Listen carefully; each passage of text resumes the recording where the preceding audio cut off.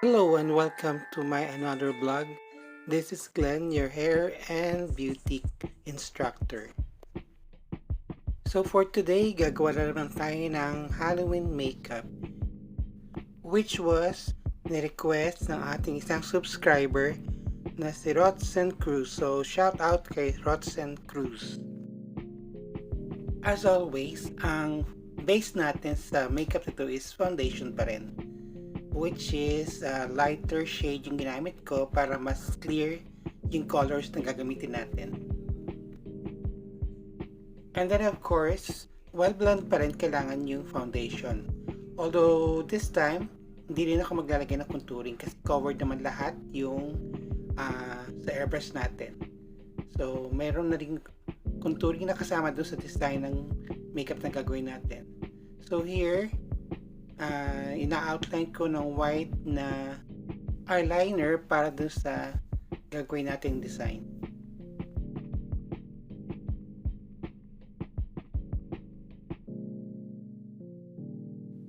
And then right after na ma-draw natin yung outline ng design, gagamitin natin ngayon is yung airbrush.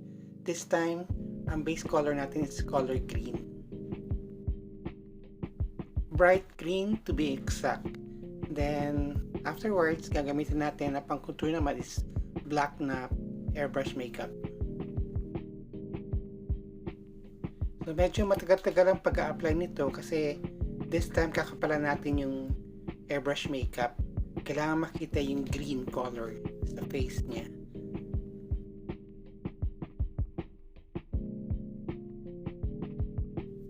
So, if you're using an airbrush makeup, kailangan continuous yung movements ng kamay nyo, yung gun. Kailangan continuous para hindi maging spotty yung dating ng makeup. So, pag continuous yung movements ng kamay nyo, at the same time, nabe-blend nyo rin yung pag-spray nyo dun sa face ng makeup. Ang big advantage lang ng pagka horror makeup yung ginagawa nyo o yung ganito mga monster, aliens, or zombie, hindi nyo kailangan na pantay o pulidong-pulido yung pag-spray nyo ng makeup. Although, meron din mga design ng mga horror na makeup or yung Halloween makeup na kailangan talagang pantayan. Pero this time, hindi naman talaga kailangan exactly na pulidong-pulido. Makikita nyo yung malalaman nyo dito kung ano yung ibig kong sabihin. So, na-mention ko kanina na gumamit ako ng foundation, as always, para sa base nito sa makeup. Gumamit ako this time ng foundation to cover up dun sa maraming nunal kasi ng model. Ayoko baka kasi makaka-disturb dun sa magiging design nitong ginagawa nating makeup. So, kinoveran ko muna ng bit of foundation yung skin niya para mas malinis yung makita yung design. So, ito, unti-unti nang kumakapal yung green color. So, mga 5 to 6 layer yata ang ginamit ko dito para makita talaga yung green. Of course, kasama yung neck and then yung ears para balanced or equal yung color or pantay yung kulay sa buong mukha kasama yung leeg at tenga. I'm using Dean Air airbrush makeup. So, ito is water base. So, hindi mahirap tanggalin niya kahit anong kapal. Compared dun sa silicone base, which is very napakahirap tanggalin sa skin. So, ayan. Visible na yung color green. Mas visible yan in person. Then, right after this, gagamit naman tayo ng black na Nazaru. Water-based din ito na makeup. So, madali pa rin itong tanggalin kahit anong kapal. By the way, ang ginagawa nga pala natin na makeup o yung look is, ang team natin is alien na monster, na scary alien. So, pipila pa natin ng black all over doon sa eye area niya hanggang doon sa may taas ng kanyang eyebrows. Yan. Makapal na black. So, bale, ito lang eye area ang gagamitin natin ng Snazaru. And then, on top of it, gagamitin natin ng black na airbrush.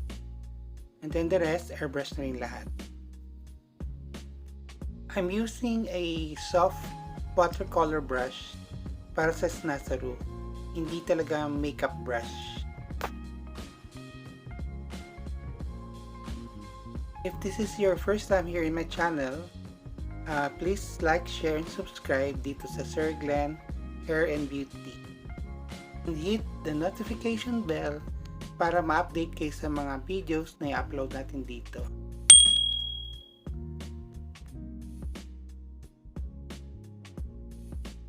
Itong Snazaru, madali lang yan matuyo. Quick dry yan. Same goes sa airbrush. Lalo na pagka yung water-based, mabilis na mabilis lang matuyo yan.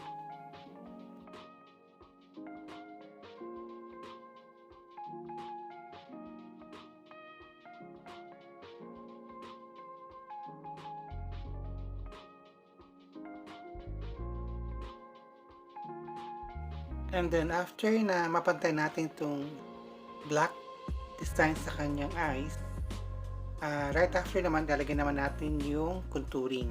Yan, shortcut ko na. Kasi medyo matagal ang paglalagay niya. So, body black na airbrush yan. Din hair pa rin. And then, ginagawa kong blurred yung bandang edges na may eye area niya. Yan.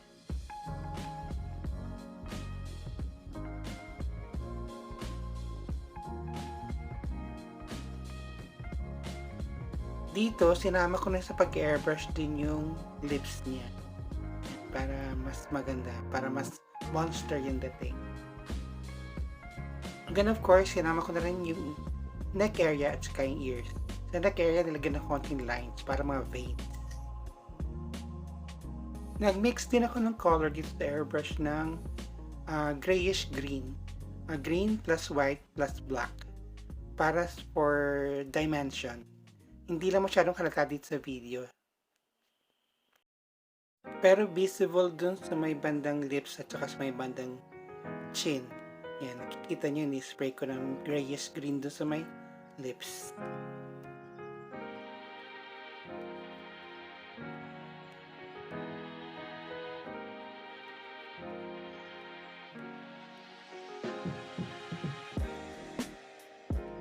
And then here, for the final touches, in-applyan ko siya ng konting highlighter for dimensional purposes din, at saka para magkaroon ng konting shine.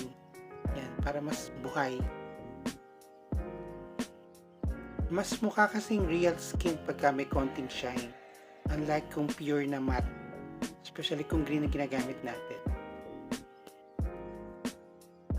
Then of course, ito na yung blood, yung fake blood natin at cherry syrup. Yan, konti lang nilagay ko sa mouth para hindi ma-overpower yung design ng kanyang face. Yan. So here, we're done with our Halloween makeup look. I hope you like it, and I hope you learned something new again dito sa aking channel.